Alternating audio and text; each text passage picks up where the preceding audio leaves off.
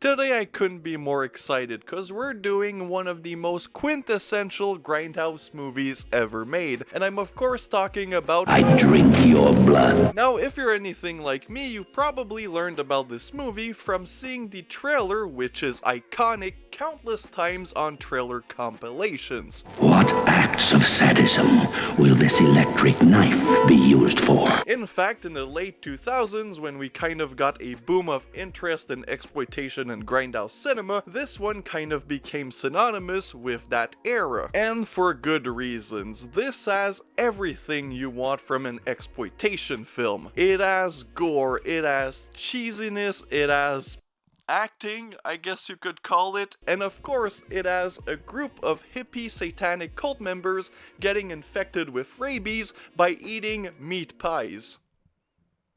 I'll get there, don't worry. The meat pies are ready now. Hot right out of the oven. And like any time I discuss one of my favorite movies, because yes, this is one of my favorite movies, I know, based, I go through the movie quickly because I want you all to experience this for yourselves. Oh, we're just gonna have a look around, honey. We'll be right back. The film starts already with our cult of satanic hippies. We are introduced to Horace, who's kind of a mix between Charles Manson and Tommy Wiseau. Let it be known, sons and daughters, that Satan was an acid head. And the cult is made up of one of the casts of all time. None of them I was really familiar with other than Lynn Lowrie, who of course later would star in David Cronenberg's Shivers and in many other films. While they're having their little religious ceremony, we see a girl looking at them. That girl is Sylvia, and she was interested in one of the boys in the cult. However, it turns out really bad for her because she gets caught. And then it's kind of implied that they do naughty stuff to her, but mostly they drug her. They give her the LSD, which is a very important theme in this film. You see, this is the perfect example of an exploitation film which basically just took inspiration from what was popular at the time. That's why it's about a satanic cult, and of course, hippies were all the rage. Local girl, my ass. Anyway, after a not so fun night with the cult, Sylvia returns to the village, where we meet her brother and the owner of the local bakery. They are of course worried, so they call upon Pete's and Sylvia's grandfather, who's not a doctor,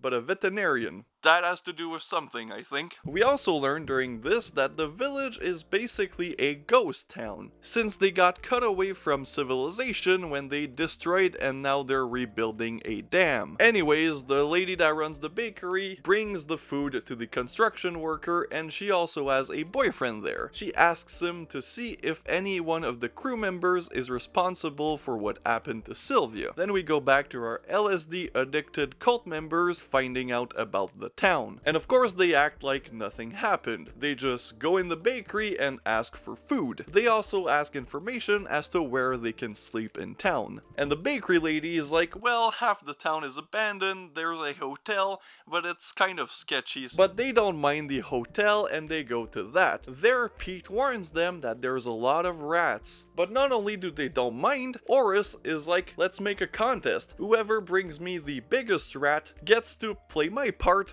for one night. So everybody goes around and hunts down rats. Hey, man, look at my rats!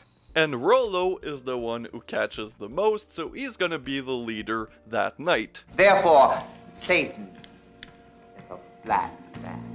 And there you can see that one of the cult members is not like the others. In fact, he's not really down with what they're doing, which will bite him in the ass later in the film. Then we go back to Sylvia, who wakes up from her LSD-induced coma, and she tells her grandfather what happened. And he's obviously very upset by the situation, so he takes out a shotgun and he's gonna take revenge for Sylvia by going to the hotel and, I guess, kill them?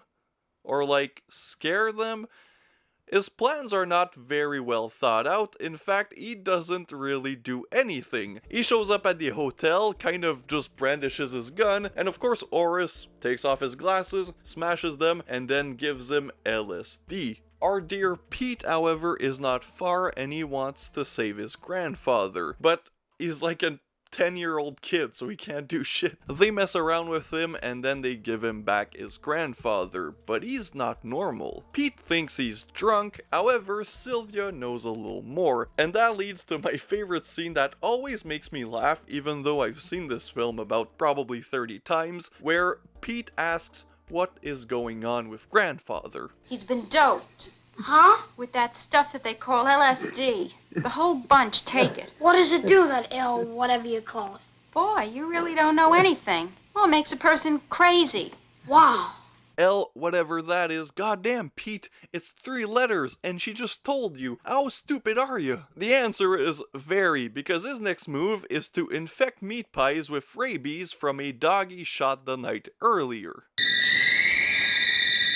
It's funny to think that Pete is not only the cause of the death of the hippies, spoiler alert, but he's basically the cause of death of the entire construction workers and half the town, just because he thought it would be a good idea to put rabies-infected dog blood in meat pies. Alright, we take the meat pies. And from this point on is why this movie is so infamous. As soon as the hippies consume the meat pies, they basically turn into rabies-infected zombies. Whenever they finally get the rabies, it's one of the most iconic scenes of this film, where Rollo goes on a rampage, and he chops off the man that wasn't really down with the cult's leg off. And then he takes the leg and scares one of our other cult member, who's also Oris's girlfriend, who's also pregnant, by the way. This will also affect her later on in the film, whenever she does herself a homemade abortion with a stick she found.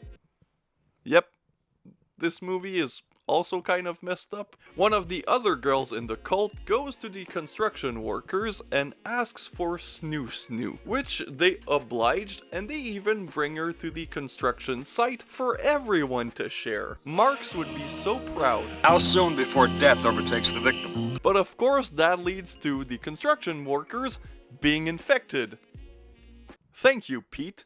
You dumb son of a bitch. Wanted to pay him back for what they did to Grandpa. Then the rest of the film is our characters trying to fight the onslaught of infected rabies zombies, while our group of hippies just go more and more insane, leading to one of the girls, Sue Lynn, setting herself on fire, while Oris and Rollo fight each other, while also the construction workers run amok on the entire village, while also Lynn Lowrie taking a turkey cutter and cutting off an old woman's hand, which also leads to our pregnant lady finding a stick and basically doing a baby kebab.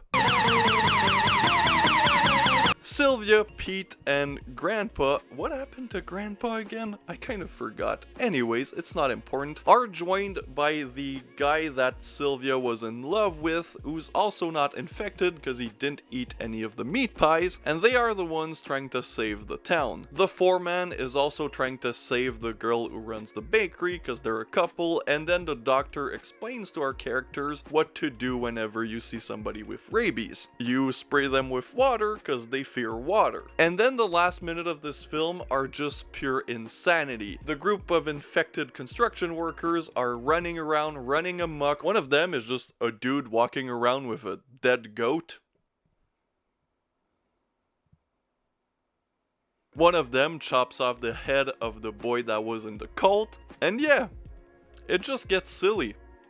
Then the police arrive and they shoot everyone.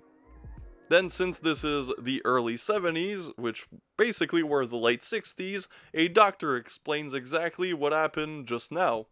The end.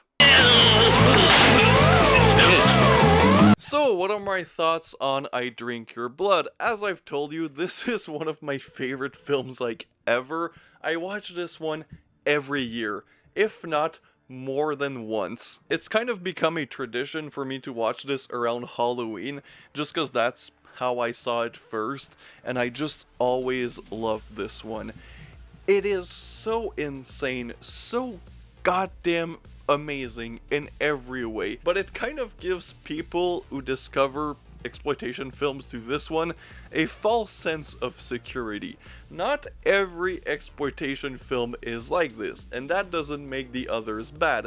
This is just one of the most infamous exploitation films out there, and for good reasons. The pacing is great, the acting is terrible, the music is ear-piercing, like, what are those sounds? I don't know, but it's great. Pete is such a stupid character, and this entire movie could have just not happened if Pete thought for more than 2 minutes.